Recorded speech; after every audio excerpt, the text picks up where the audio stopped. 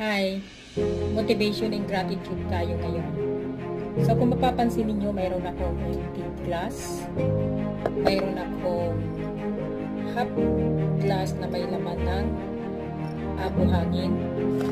Then ito, puno siya. So, motivation and gratitude, may isasampul ako sa inyo with a small business idea and doon sa mga gusto mag-business online. Ito yung empty glass.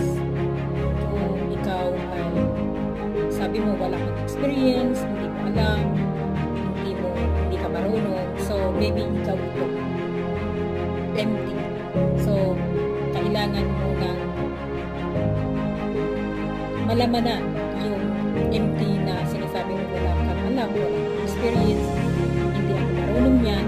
So maybe you are isa ka sa ganito